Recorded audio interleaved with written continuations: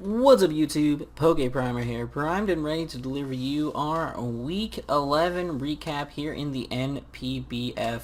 Big week with 10 solid matches for us to go over this week. We do have to bring up, we did have two forfeit wins to give out. The Cleveland Typhlosions are going to pick up a forfeit win on the Ohio Cast Forms, who are unavailable this week. And the Philadelphia Braviaries are going to lose to the Port Elizabeth Polytoads via forfeit due to not being around in the chat at all throughout the week. So, with that being said, not to dispel from the action, we have 10 amazing matches to watch this week. Let's hop into it. Let's go. Alrighty guys, so the first match we are going to cover this week is going to be between David and the Wellington Whirlwinds. With his Vaporeon, Probopass, Emboar, Weezing, Lucario, and Mega Altaria against Chris and his Phoenix Infernos, bringing his Salamence, Cobalion, Mega Steelix, Rotom Mow, Mudsdale, and Electrode. So let's go ahead and see how this match goes. We're going to see Mega Steelix here lead against the Probopass. Probopass is going to immediately switch out into the Weezing as the Steelix goes for a Roar. Lucario is going to go straight ahead for his Z move, and it's going to be an all-out pummeling, and actually OHKOs. So, seeing that, I would like to assume that the Lucario is more than likely a special variant, because Steelix does have a very sky-high physical attack set, so I have a hard time believing that a physical all-out pummeling from Lucario would be able to knock out Steelix that easily. So, probably a special Lucario there, which is really cool. Yeah. Going to confirm that with an Aura Sphere here as the Rotom just gets the burn off on it to get some nice chip damage. Lucario is going to switch out into the Probopass as the Rotom goes for a Leaf Storm. We're going to see a Will-O-Wisp on the Probopass as well for some chip damage as it sets up some Stealth Rocks. And now the Rotom is going to defog those away as the Toxic comes out onto the Rotom here. So nice and Toxic on the Rotom. It's going to start whittling it down. Cobalion is going to come in here as the Stealth Rocks are then set up once again. So Cobalion is going to get here, go for a Swords Dance. Going to Swords Dance up again in front of this Weezing as it's going to get burned. And then it's going to Swords Dance one more time. And the Weezing is going to reveal the Haze, getting rid of those Swords Dances. So really good prep on the part of the Whirlwinds. We're going to see the Flamethrower come out here onto the incoming Rotom, and then the switch as the Leaf Storm comes out from Rotom onto the Mega Altaria. Altaria is going to Mega Evolve here and just go straight for the return, not wanting to be burned.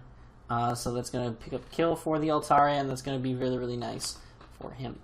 Yes. We're going to see the Corkscrew Crash from the Cobalion onto the Mega Altaria. Even through the burn, almost picking up the kill, not taking the chance of dying. He's going to switch out into his Weezing here, as the Electrode is going to come in on this Flamethrower. Electrode is going to go for a Thunderbolt here and do some decent damage to this Probopass, but just not enough, not quite enough. Thunderbolt is going to continue to do damage to this Probopass. And pick up the kill here as the Probopass is able to, at one point, get off a Toxic. We're going to see the Lucario come in here, and in order to try to preserve things, we're going to see the Mudsdale come in here and take a Flash Cannon. Weezing's going to switch in here onto the Earthquake, and that's just going to be unfortunate, as the Will-O-Wisp is going to come out onto the Mudsdale as it goes for a Heavy Slam, and it does no damage because of that burn. Flamethrower is going to continue to come out here from the Weezing. Even though it's giving him the stamina boosts, he's going to go for a close combat here.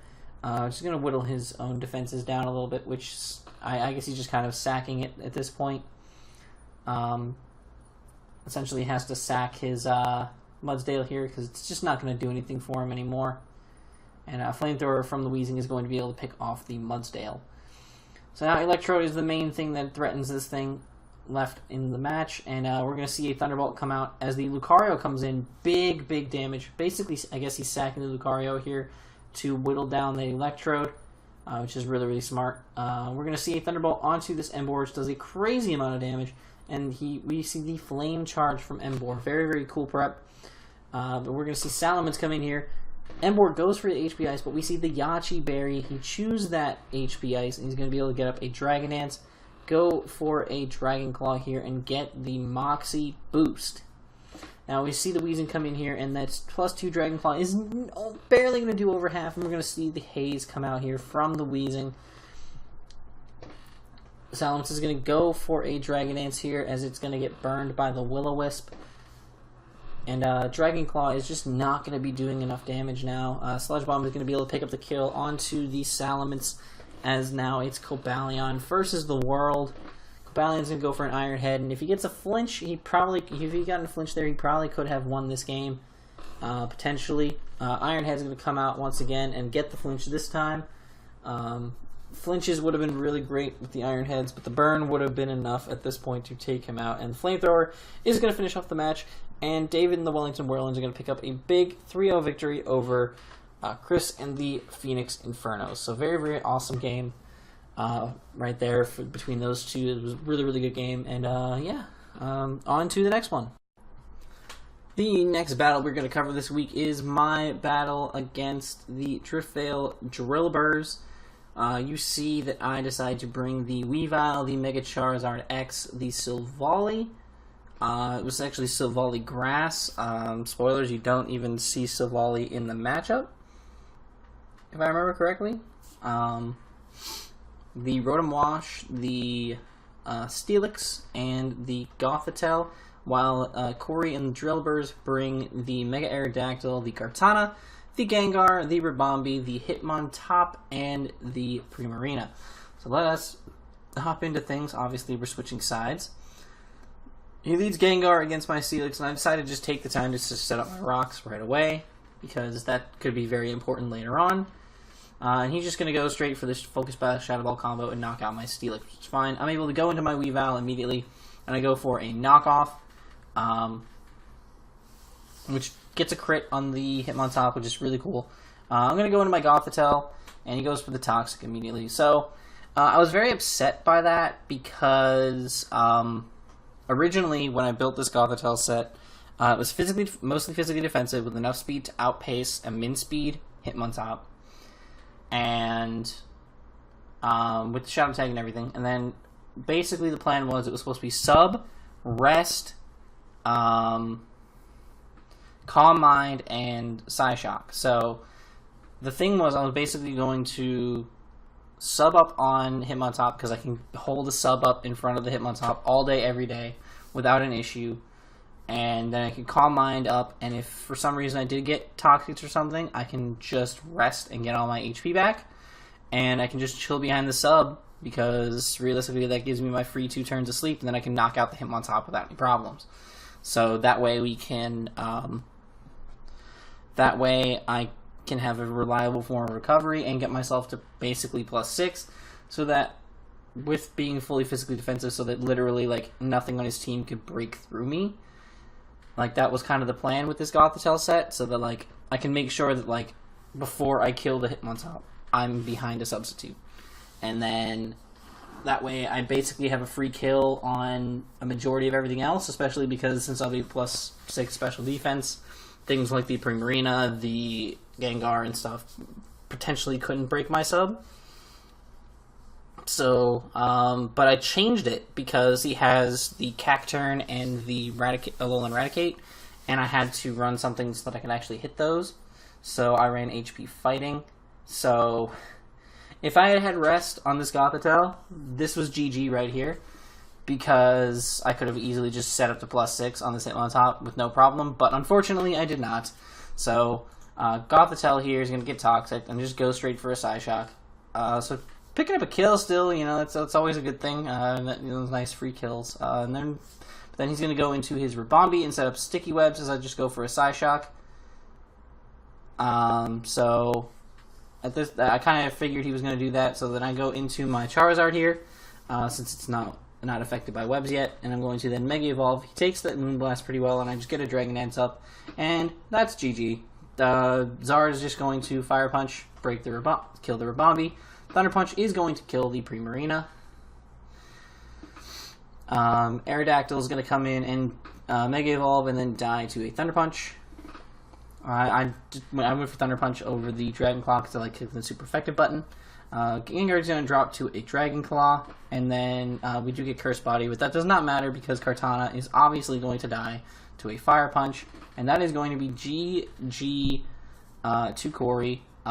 So yeah, Charizard picking up a big W for us, and a nice 5 kills to close out the game, which means he's sitting nice and pretty at an 18-1. You'll see where this lands him on the kill leaders later on in the video. But yeah, very big win here. Yeah, very big win here, taking us up to a 10-1 record. So that's really, really dope. So yeah, on to the next match. The next game we have here is going to be the Asia Pacific Piloswines, coached by Kieran, with his Ludicolo, Magneton, Tornadus, Kyurem, Mega Venusaur, and Suicune, against the undefeated Jerusalem Jirachis, coached by Gavino, with his Dusclops, Galvantula, Mega Gyarados, Typhlosion, Landorus Therian, and Chansey. So, without further ado, let us hop into this game and see what happens. We see Kyurem here lead against the Lando T, and obviously that's not a good matchup for the Lando, so he's going to have to switch into the Chansey here. As the Ice Beam comes off, Chance takes that really, really well. Thunder Wave goes into this Magneton, who is immune, and Magneton goes for a Rain Dance. Very, very interesting, as now we get the Ludicolo in here. So he brought Rain against Gavino, so Gavino's going to lose his Eviolite on Chansey, and that is huge. That is huge. So Ludicolo is going to then go for an all-out pummeling, and oh my god, the Chansey just died. That is the first time all season Chansey has gone down in a battle. Holy crap. That is actually crazy. That is huge. That is really, really huge for the MVP rankings and everything else. That's absolutely huge. So, very, very big turn there. Chansey going down. We're going to see the knockoff and get rid of this Eviolite on the Dusclops as well. So that's very, very important. And the Ludicolo is going to reset up the rain for itself, but get fully paired by this Dusclops. The Dusclops is going to be able to knock out the Ludicolo. Suicune's going to come in here, though, and Suicune's going to set up a sub on the Dusclops, as Dusclops goes for the Will-O-Wisp. Is just going to scald the Dusclops, who is now, without its Eviolite, very, very weak, and the Scalds in the rain are going to be able to knock out the Dusclops. Very, very huge, but that damage on the sub is pretty much going to allow anything to break it. Thunder from the Galvantula is going to break the substitute, as he goes for a Calm Mind. Thunder does no damage now. He's going to be able to get up a second Calm Mind for free here, which is really crazy. He's going to protect, get a little bit more leftovers recovery as well. Very, very smart play. Thunder is going to now only be doing 29%, so he's going to get up a third Calm Mind, I think he's trying to get it so that like Thunders are not being able to break his substitute, and he is in that range now, I believe. He's going to go for the Thunder, and it's not going to break the substitute, and he's going to get paralyzed. So I feel like he might have rest. He does not have rest. He just goes for the Scald, and it's going to bring him down to his Sash, but he does get the Burn. And it looks like Thunder, so the Burn's going to be able to pick up the kill there. He's going to go for the Protect for that extra HP recovery. The HP Grass is just not going to be enough, but Suicune's going to get paralyzed there. Another HP Grass is going to come out, and Scald is going to then knock out the Typhlosion. So Suicune is on a roll. Landorus is going to come in, though. He's going to protect to try to get that HP back, and then we're going to see the knockoff from the Lando. Lando's going to be able to still be able to pick up the KO with the knockoff on him, but Kyurem's just going to come in here, and he's going to be a threat. Ice Beam's going to do a ridiculous amount of damage, and Kyurem is going to be able to KO the Mega Gyarados with the Ice Beam, and that pretty much just leaves Lando to die to an Ice Beam. So yeah, GG, holy crap. Oh my god. The streak is broken. Kieran and the Asia Pacific Piloswines went from losing to one of the lowest teams in the league to beating the highest ranked team in the league. That is absolutely nuts. I am blown away. by that. That's crazy. But massive GG to Kieran. He played that game fantastically. Prepped really, really well to use the Dusclops and Chansey as setup fodder. And yeah, just really, really out-prepped and put in a lot of work there. That was a really, really fantastic game. Super GG to them. This is definitely going to heavily affect the MVP rankings for sure. But yeah, with that though, ladies and gentlemen, we're going to move on to our next game. As if we can really go up from here, you know. But let's move on. The next game we are going to be covering this week is between James and the Memphis Bravebirds, and Helio and the Meowston Rockets. Helio is bringing the Kyurem Black Diggersby, Incineroar, the Jellicent, the Regigigas, and the Mega Aggron, while James is going to bring his Torrent Greninja, Alolan Persian, Jolteon, Tornadus Therian, Escavalier, and Mienshao. So let's hop into this and see what happens. We see the Jolteon lead against Incineroar, who's going to go for a Fake Out, just to get some nice chip damage onto this thing. He goes into the Jellicent. Very weird play. He does get the Curse Body on the Volt Switch, but it doesn't matter. But like, I don't understand why you would go into that particular Mon there. But very, very bulky Jellicent, as it's going to swallow that Dark Pulse and be able to get off a Pain Split, which is extremely annoying, especially with the Curse Body, again, forcing him to U-turn out. So he's going to miss a Toxic there on the Jolteon, which I guess is kind of like making up for the double Curse Body back-to-back. So Jolteon's going to make a great read and go for like an HP Ice on the incoming Diggersby, who's going to be forced to go for a Quick Attack straight away to get some more damage on Jolteon before it dies.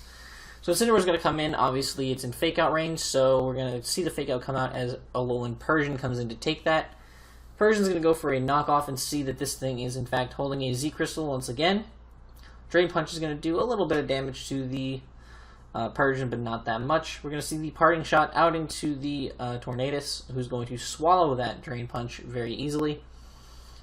Incineroar is going to switch out into the Jellicent, and the Hurricane misses. That is definitely a big miss for sure, because I'm pretty sure the Jellicent, if it took it, it didn't take it well, and then pretty much any move on the following turn would have been able to knock the Jellicent out. But the fact that Hurricane missed is huge.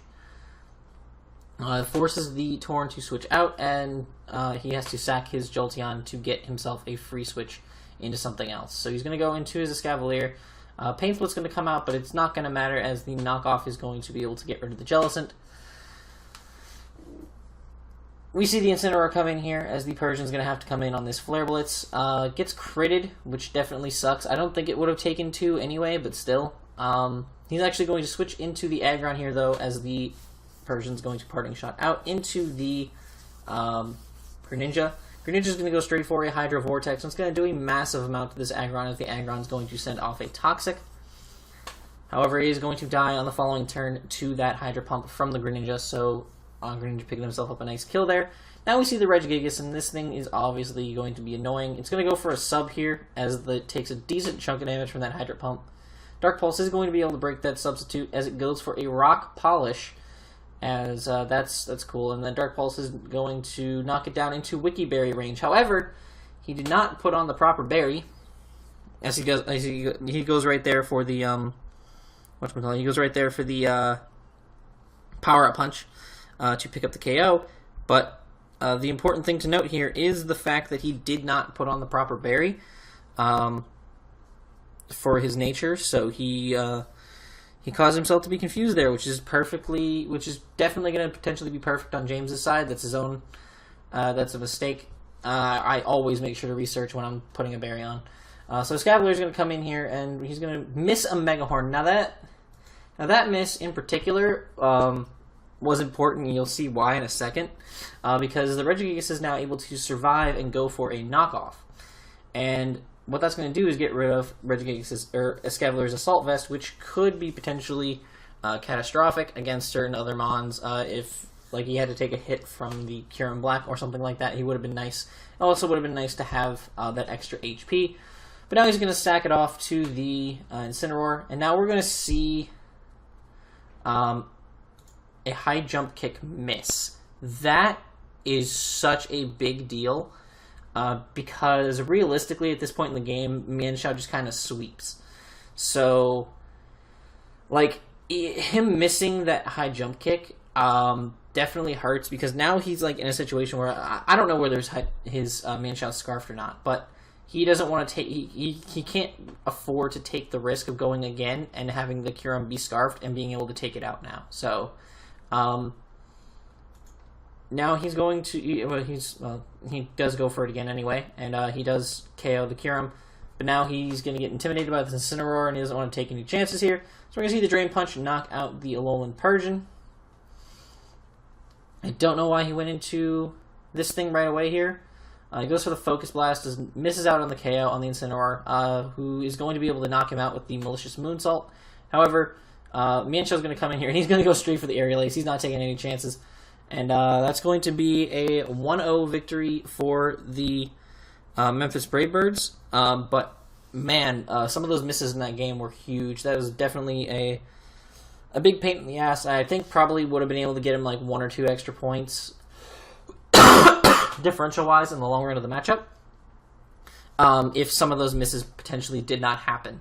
So that's just something to note. And like maybe one extra kill or something on another Mon. He could have potentially saved Escavalier for Kyurem as well, get another kill for that, because Escavalier's climbing up the kill leaders pretty quickly. So that's something to note. But man, oh man, that what a game.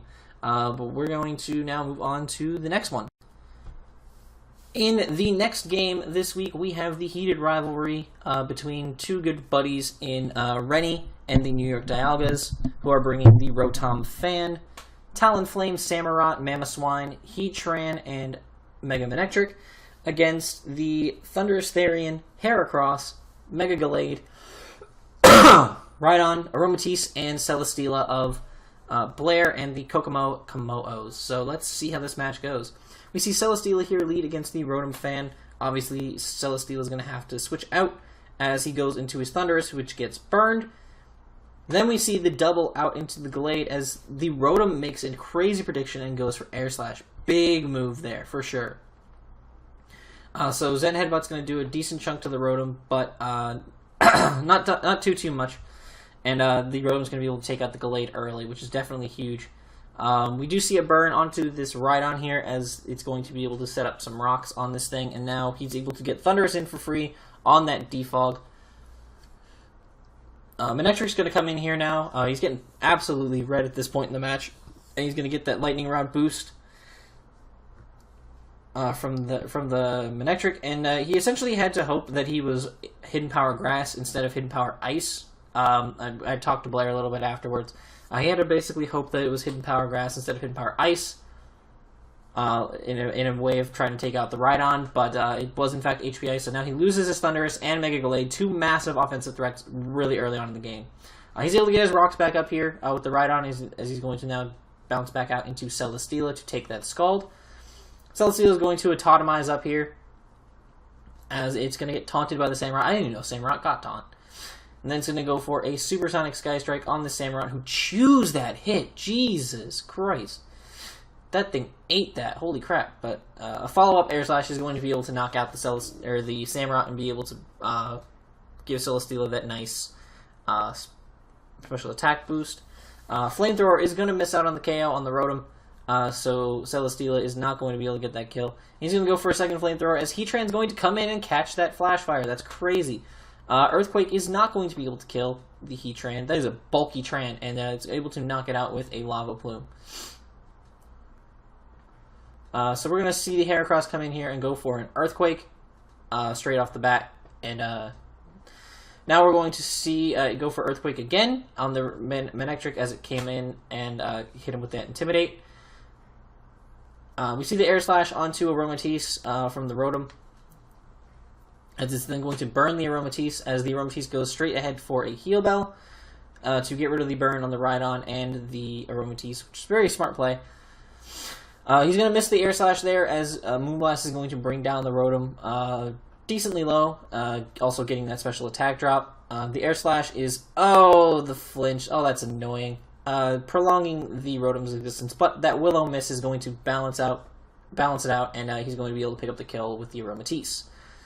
Mamoswine is going to come in here, get a critical hit on the Icicle Crash and the flinch. That is huge.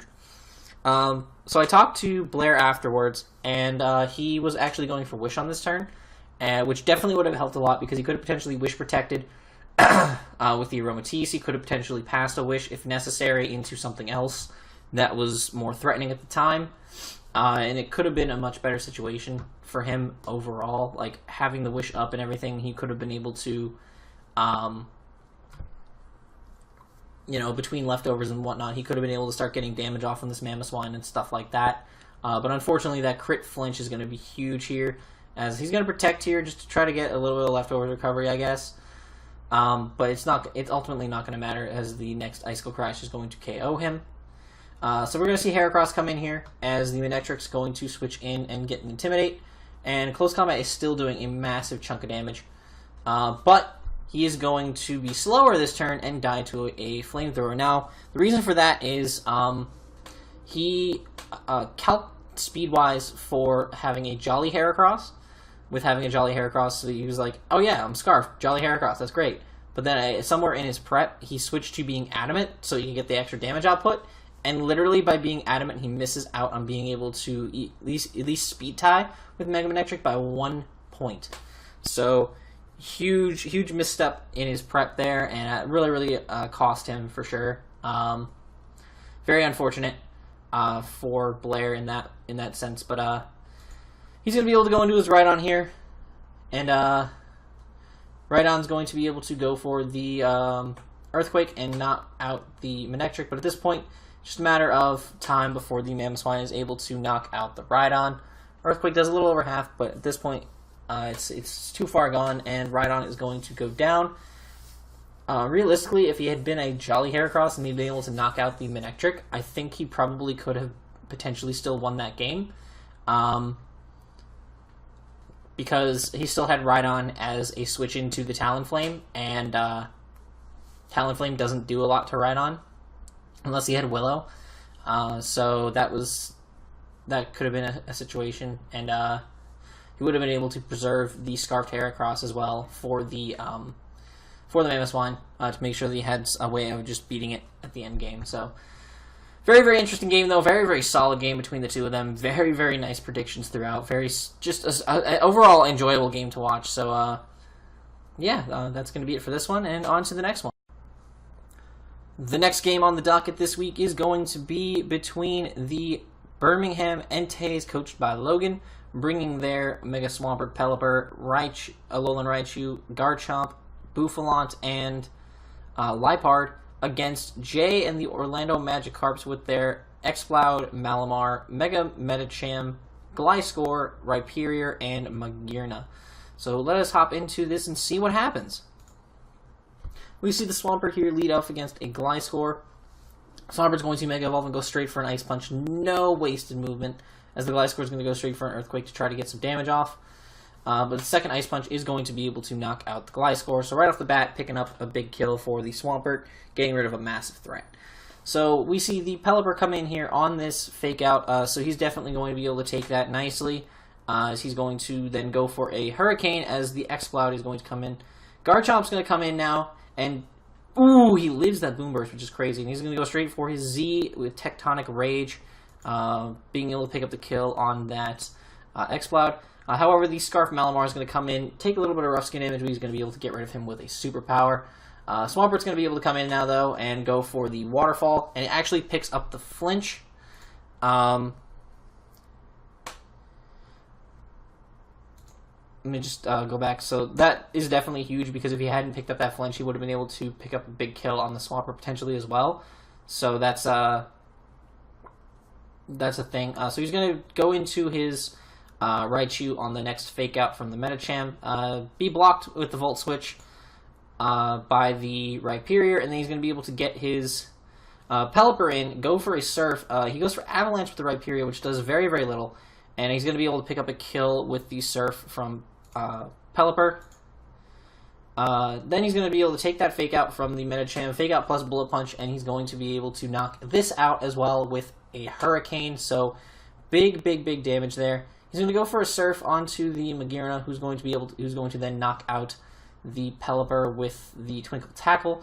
But this just allows the Mega Swampert to come back in and pick up the kill with a nice Earthquake. And big 4-0 win for Logan and the Birmingham Entes. Solid game, really solid game. The Rain put in a lot of work here, and that flinch on the Malamar, man, that was rough. But with that, we're going to head on to the next game. The next match we're going to be covering here this week is going to be between Kieran and the London Ludicolo and Kaz and the Peoria Phantoms. A battle of two coaches who have definitely struggled a bit this season, but they're both trying to keep themselves out of that bottom spot. So Kieran is going to be bringing his Swallow, Kricketune, Manectric, Mega Garchomp, Gyarados, and Mimikyu, while Kaz is bringing his famous 6 of Kangaskhan, Blissey, Mega Tyranitar, Blacephalon, Goodra, and the Blossom. So let's hop into this and see what happens. We have the Blissey leading against the Kricketune here. Kricketune going to go ahead and set up its Sticky Webs, while the Blissey is going to go for a Calm Mind and then get Toxic for its trouble. Leech Life comes out from the Kricketune, doing a little bit of chip damage. This Blissey, along with that Toxic, which is going to be very crucial as the match goes on. As Mimikyu is going to be able to come in here for free on this Blissey as the Toxic starts wearing it down. Mimikyu is going to get Toxic here as it sets up a Swords Dance. And it's going to set up a second Swords Dance as a Shadow Ball is going to come out and break the Mimikyu's disguise. So, obviously, Blissey's down low, and we're going to see a Drain Punch from the Mimikyu to give him back some nice HP recovery, as he's going to then take a little bit of damage from Toxic. Shadow Sneak is going to come out here as the Blacephalon comes in, allowing the Mimikyu to pick up that KO as well. Kangaskhan's going to come in there, though, and reveal that he is Scrappy, get the Fake Out and the Flinch, and allow the Mimikyu to die to its Toxic. Kangaskhan's going to go for a Sucker Punch here as the Kricketune actually goes for a Toxic to start whittling down that Kangaskhan, and then he's going to switch into his Swallow on the Power Up Punch, and a Boom Burst comes out. More than likely Specs absolutely nukes the Kangaskhan. So we're going to see Tyranitar come out here and Mega Evolve. I don't know why Kieran stayed and went for a Boom Burst, but he doesn't get a crit. I don't think that matters because that Avalanche is going to absolutely decimate that Swallow.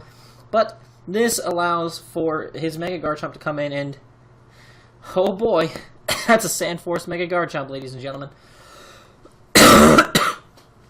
Tears through the Tyranitar and then gets put to sleep by the Blossom. However, he's going to try to wake up here, but then get hit by a Moonblast. From here, he's actually going to switch out into his Gyarados. He does get crit by the Moonblast, which is unfortunate. But he's going to go ahead for a bounce here as the Blossom goes for a Giga Drain.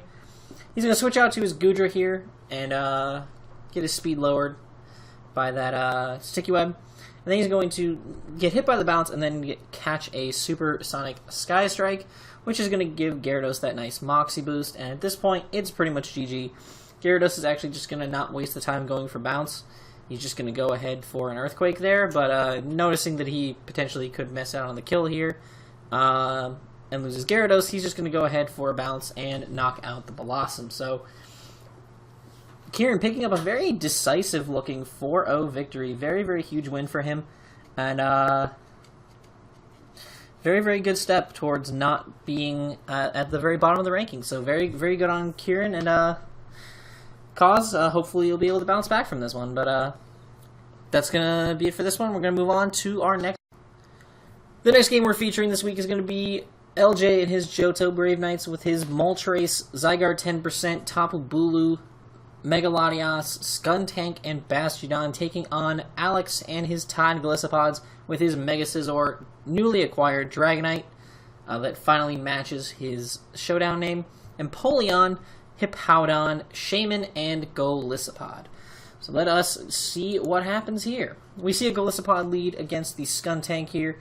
Skuntank's going to go straight for a Poison Jab, which is not going to be enough to knock him into emergency exit range. And oh my goodness, that Leech Life damage.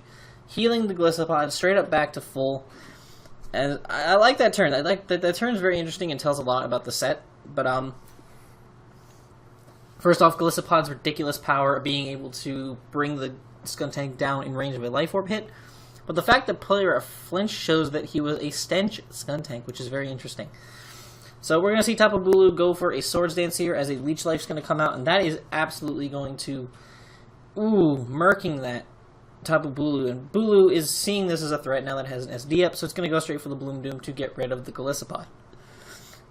Dragonite's going to come in, though, with that nice multi-scale. He's going to set up a free Dragon Dance in front of this Tapu Bulu, swallowing that Horn Leech like it was nothing.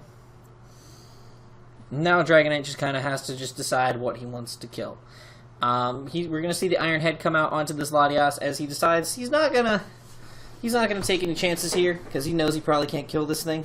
He doesn't want to lock himself into Outrage potentially, so he's going to switch into Empoleon to take that Dragon Pulse as Bastiodon comes in on the incoming Toxic. Very, very smart set of plays here. Is we're going to see Hippowdon come in as the Bastiodon's going to be able to get up its Stealth Rocks. Latias is going to come in, and a very nice prediction by Alex as he goes for the Ice Fang. Latias is going to set up a Calm Mind as Empoleon is going to come in now, applying a little bit of pressure and forcing him to go for the switch to avoid getting Toxic. He's going to switch into Bastiodon and then get brought into his Tapu Bulu by the Roar.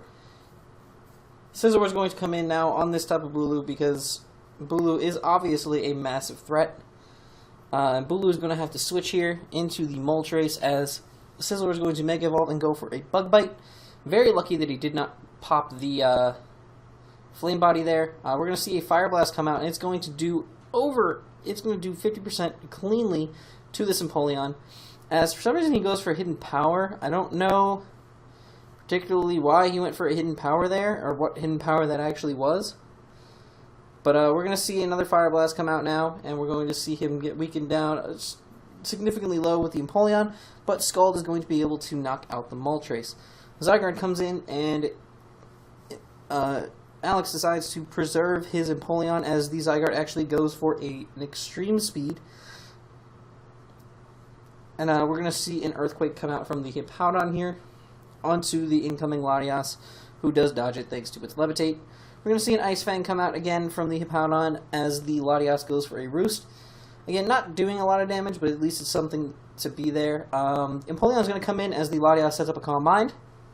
Having the Empoleon out there, I guess, is a way of forcing him to take a little bit more Sandstorm instead of going for Roost, but the Sandstorm does subside. We see Shaman come in here and go for a Twinkle Tackle on the Latias, which does not pick up the kill, and the Latias is going to be able to Roost up.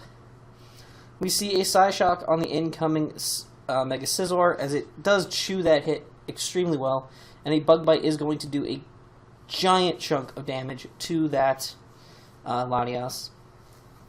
Now the Bastiodon's in, we're going to see the Scizor go for an SD, and I don't know what this Bastiodon is, but he just went for Thunderbolt.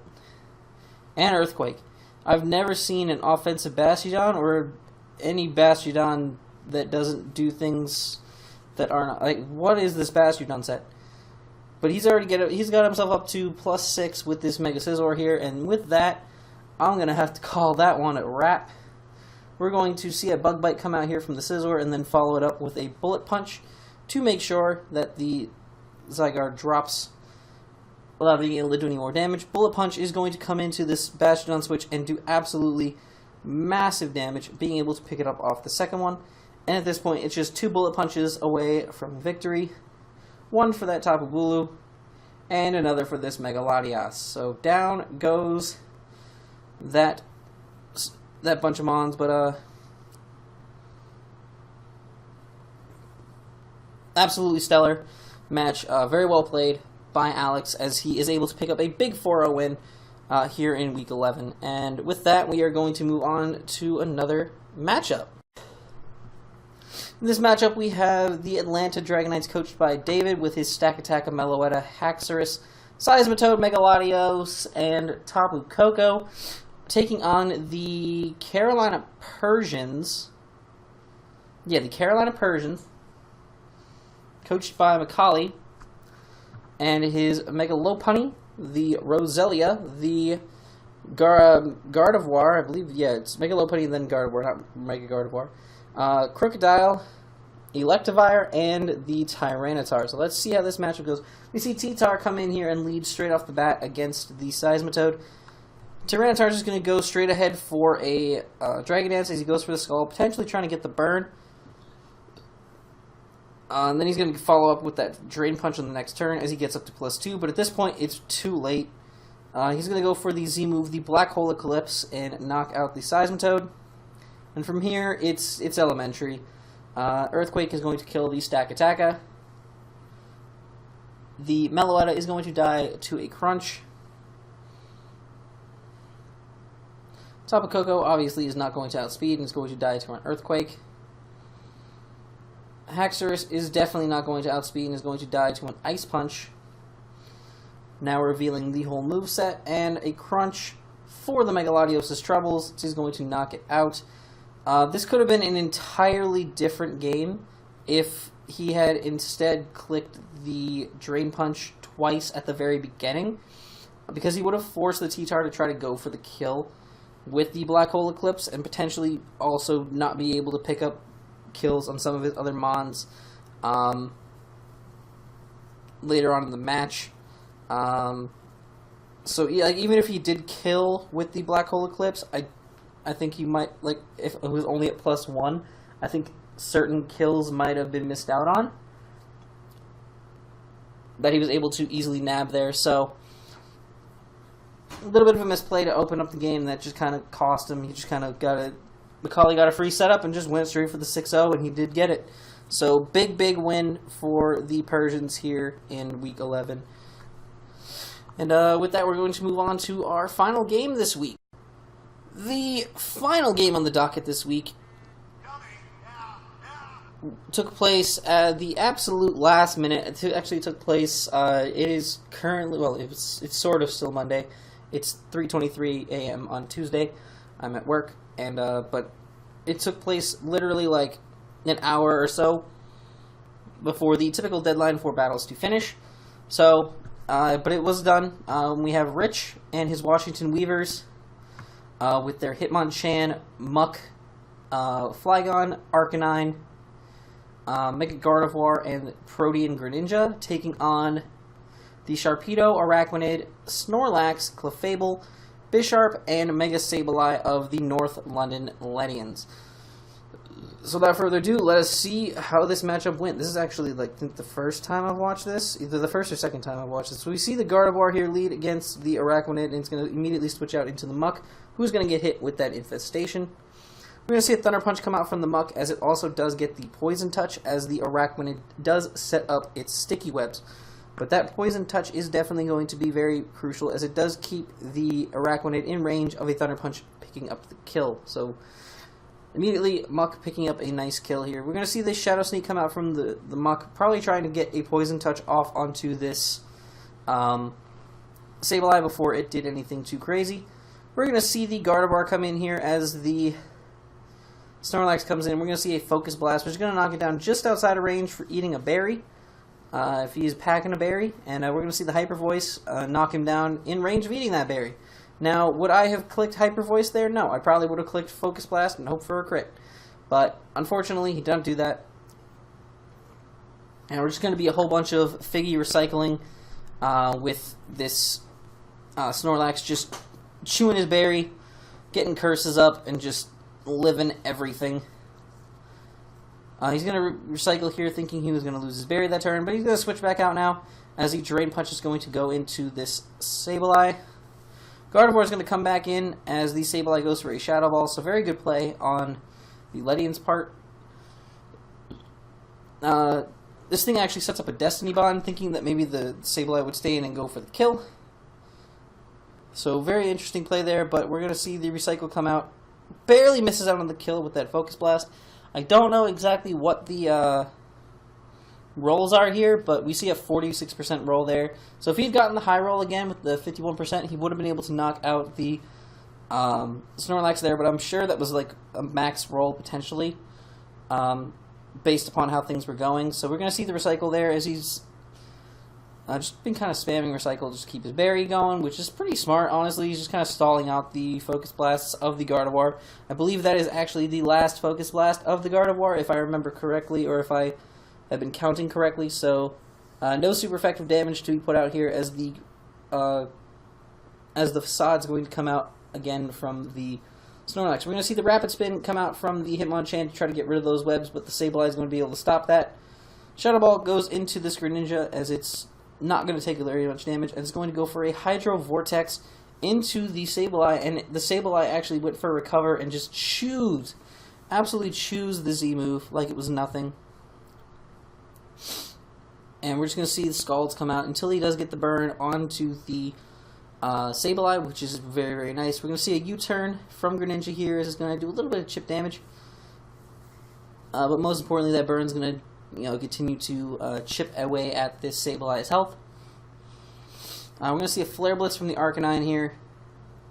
And from what I can already tell, and from what I was told, this is a long game, so we have a bit of a journey to go on here, ladies and gentlemen. We have a journey. So we're going to see the Sableye switch out here as the Hyper Voice comes out from the Gardevoir, as the Snorlax is in here just going to munch on his berry. Muck's going to come in here, and he's going to potentially probably try to pick himself up a Poison Touch. But we're going to see the Sableye come in here to prevent that kind of nonsense from happening.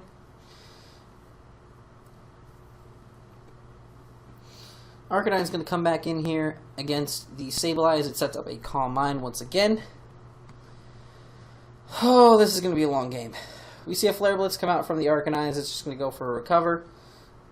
So we're definitely a stalemate here, where Rich is obviously going to get PP stalled, because realistically the absolute bulk and menacingness of the Ledian's team is absolutely mind-numbing, and he's going to have a really tough time of beating that. Clefable is going to go for Moonlight, which to me, I think reveals the fact that it potentially is unaware Clef, in my opinion, because I know that Moonlight is the only regularly healing move available on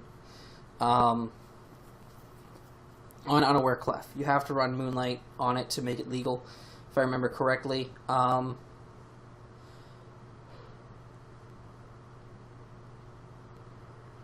So we're going to see just a constant. He's going to try to get as much damage off on this Sableye as he can, as it's going to be able to burn a lot of his team. And basically, Sableye is just acting as the Great Wall right now for the Ledian's team here. Sableye putting in a lot of work, as the Arcanine is going to come in, as a Clefable is going to be able to make the switch inward here. Arcanine is going to heal himself up with Morning Sun, as he's actually going to get paralyzed by this Thunder Wave. And we're going to see a Moonblast come out from the Clefable as a full para is going to hit that Arcanine. Very unfortunate. We're going to see another Moonblast as the Flare Blitz comes out, and that does a ridiculous amount of damage, but that recoil is going to be huge. Moonblast once again on this Arcanine, and he fully parried. It's just a very unfortunate series of circumstances for this Arcanine. Once again, Moonblasted and fully parried. This Arcanine is just not having his day. This dog is not having his day.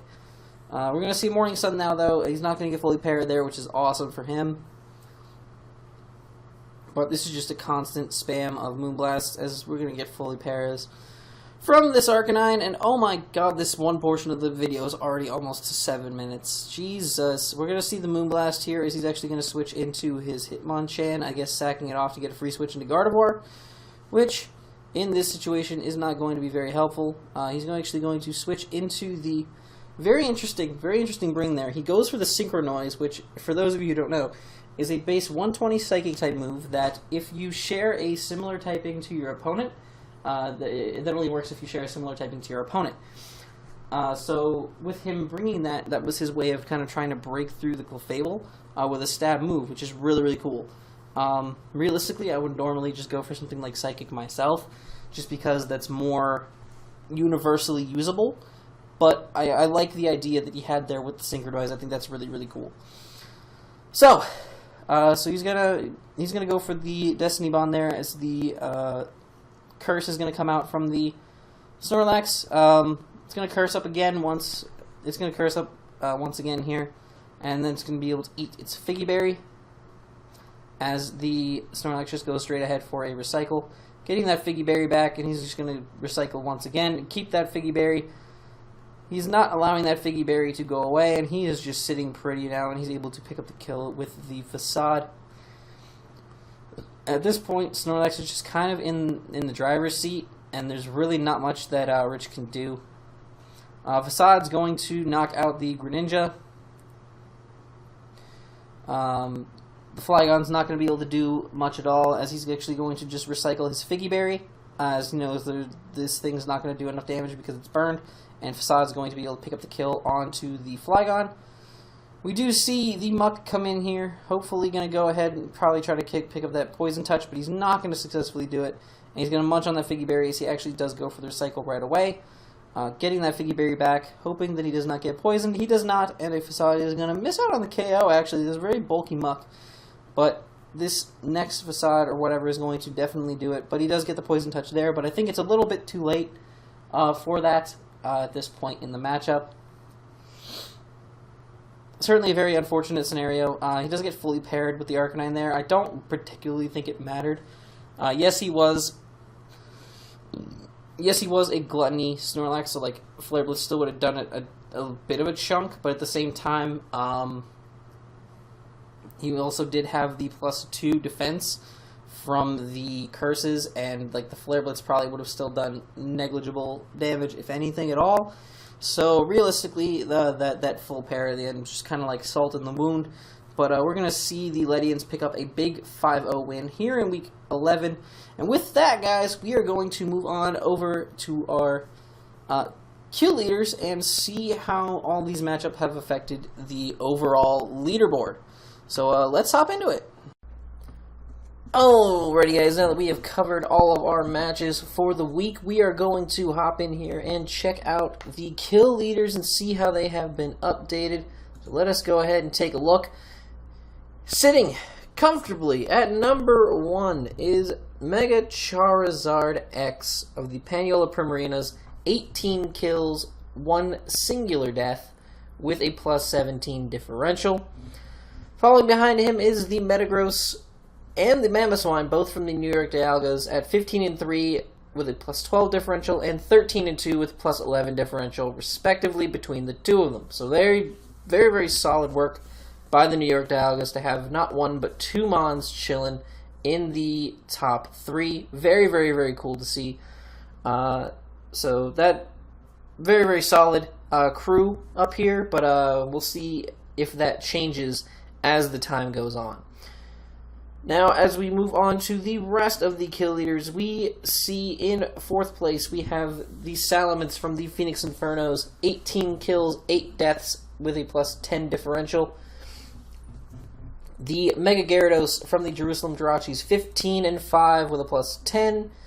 Weavile from the Paniola Primarinas, 14-4 with +10 as well. The Chansey from the Jerusalem Jirachis finally taking its first L this week, 11-1 with +10.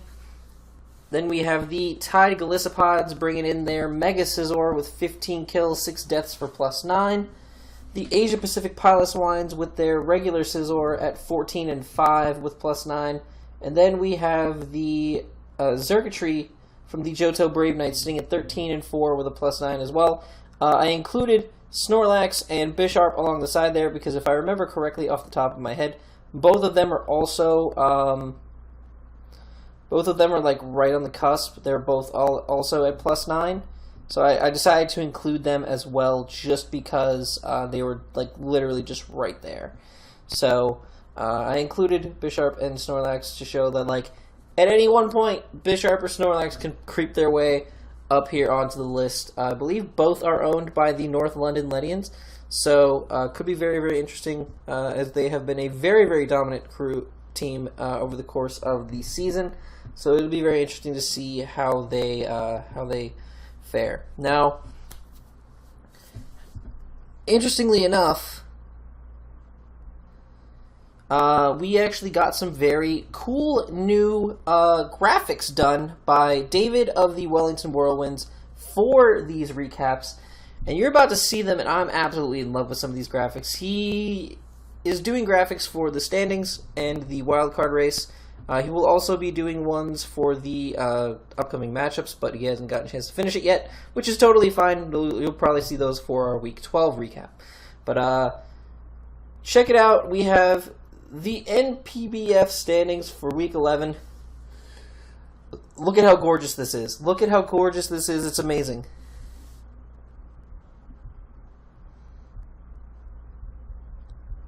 Look at how amazing this is.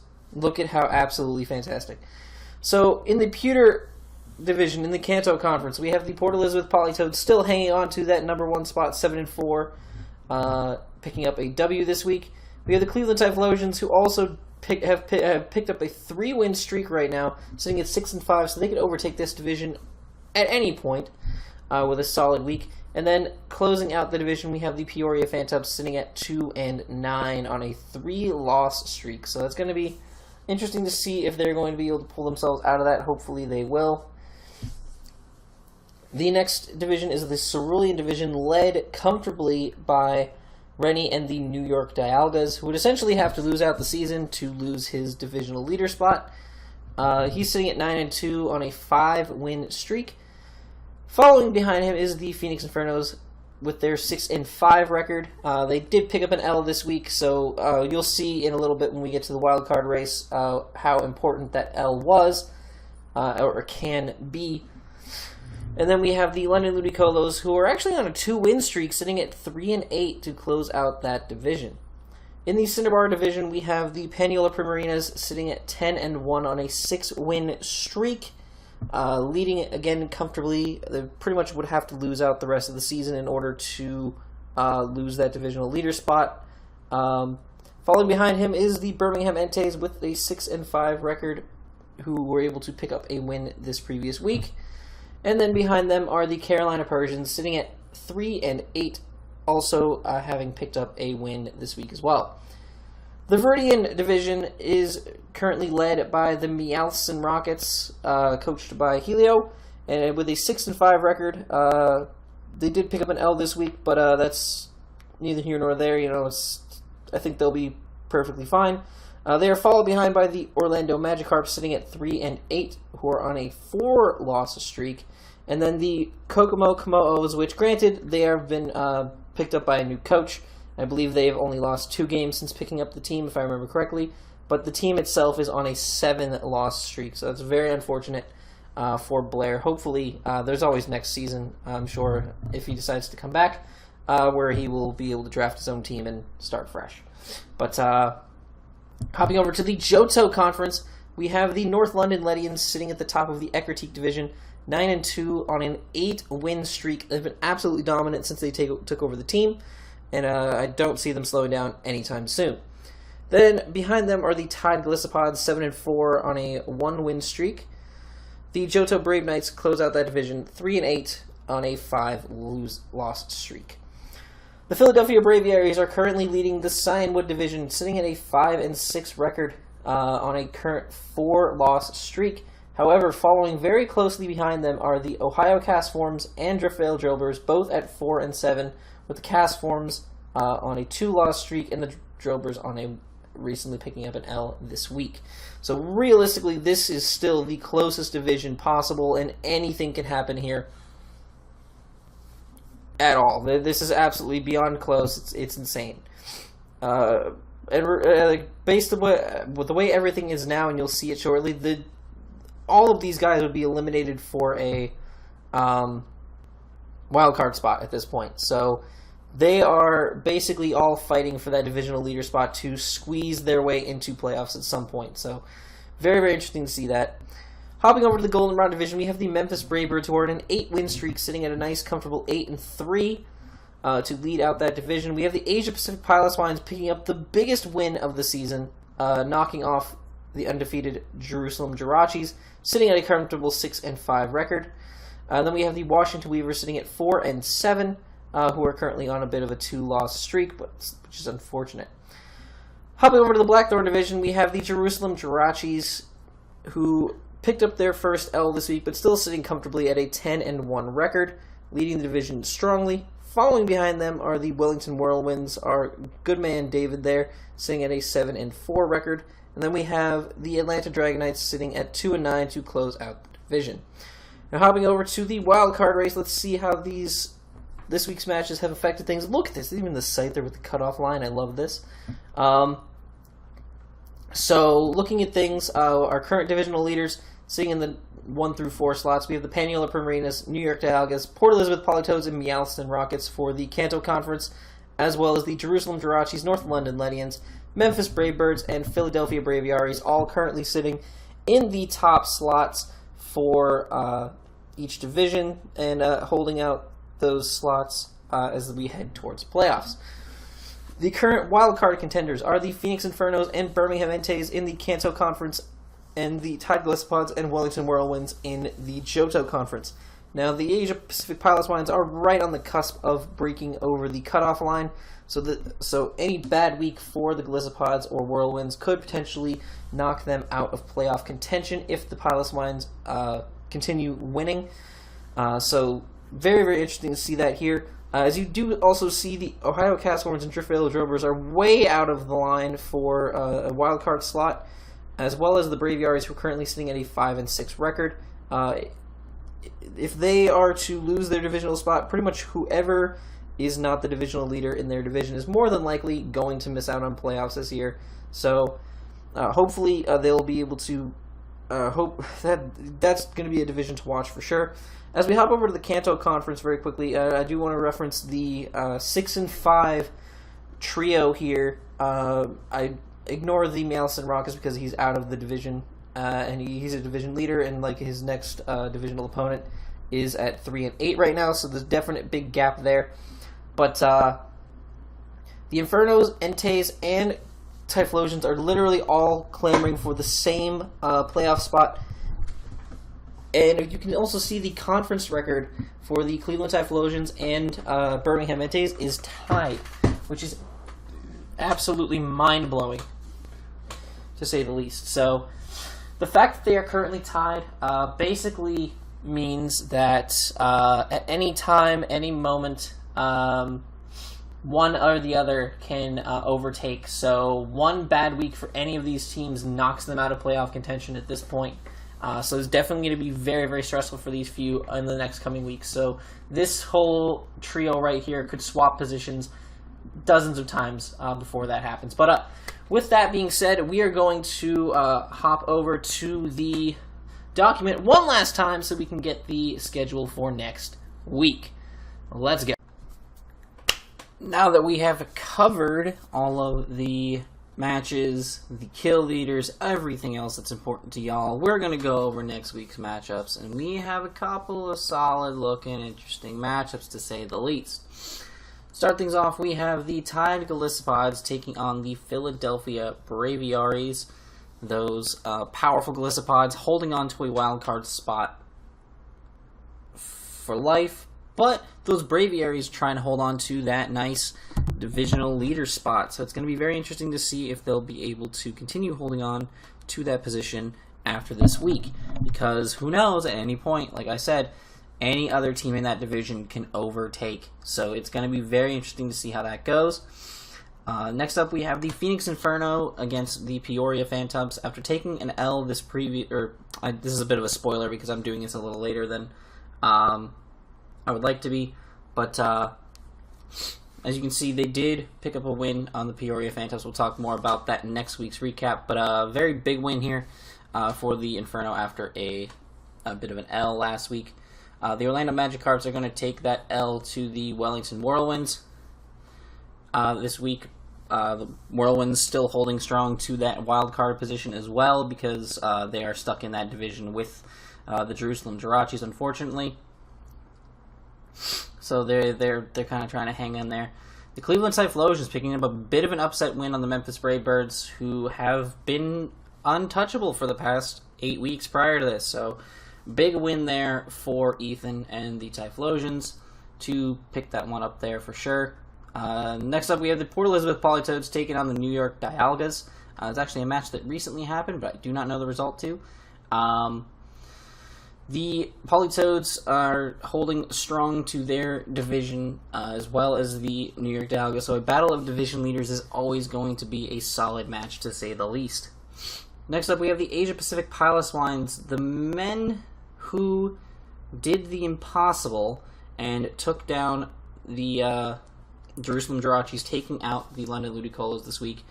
Kieran's little hot streak has been snuffed out, but hopefully he'll be able to pick it back up in the weeks to come. Next matchup, we have the Driftvale Drillburs versus the Birmingham Entes. Both men struggling to hold on to, or to get themselves potential playoff positions. The Drillburs trying to steal that divisional leader role from the Braviaries, while the Entes are trying to hold on to that wild card slot. So both teams need W's to hold on to that position. It's going to be very, very interesting to see where this match goes, because either one of these guys can make playoffs at this point. It's a complete toss-up with both the Phoenix Inferno and Cleveland Typhlosions already picking up W's. It puts a lot of pressure on Logan and the Entes to pick one up as well, so that they can keep in contention with them for the wild card slot. Next up, we have the Meowthson Rockets taking on the Jerusalem Jirachis. Even after taking a loss last week, definitely can't count them out. But the Meowthson Rockets are also currently a division leader in the opposing conference to the Jirachis, so definitely going to be a fantastic matchup, to say the very least. I'm really, really looking forward to this one. It's going to be really, really good. Then we have the Kokomo Kamo'os taking on the Washington Weavers. The Kamo'os have been came in with a pretty rough schedule to start with. I'm not going to lie. They came in with a bit of a tough schedule, and they've been trying to fix up the team to the best of their ability. And they've been showing me a lot of things, so I'm really, really interested to see where Blair goes with the team. Taking on the Weavers, who have been kind of hit or miss over the past several weeks. They haven't been able to pick up a W in a while. So hopefully they'll be able to bounce back as well, and it's going to be a good match. I mean, Protean Greninja is always a tough thing to prep for, so best of luck to the Kamo'os and Weavers in that one. Next, we have the Carolina Persians taking on the Johto Brave Knights. Brave Knights just have not been able to pick up any form of momentum, any form of steam, and the Carolina Persians are coming off of what I believe was a W last week over the Atlanta Dragonites, so very dominant W, to say the least. But doesn't mean that the Brave Knights won't be able to give them enough of a challenge. The Brave Knights have a really, really threatening team that I do believe could potentially lead to them picking up a W here. So you never know what can happen in these kind of leagues, but it's going to be very interesting to see how this one's going to play out. So next matchup we have is the Panula Primarinas taking on the Atlanta Dragonites. Again, the Atlanta Dragonites might not have the most flashy record in the league, but at the same time they have massive threats like the Megalodios and whatnot that, if they are allowed to get going, can just completely sweep a team no matter what the record is for the opponent.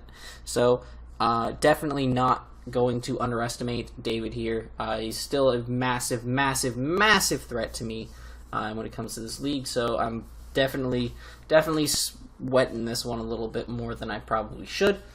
But the last matchup we're going to have is the North London Ledians taking on the Ohio Castforms.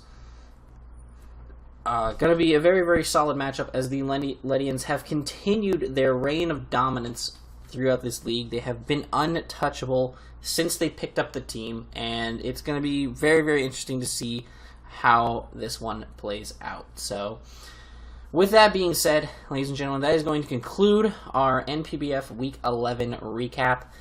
If you guys have enjoyed, make sure to leave a like down below and subscribe if you have not already. And until next time, guys, I am PokePrimer, signing off. Peace.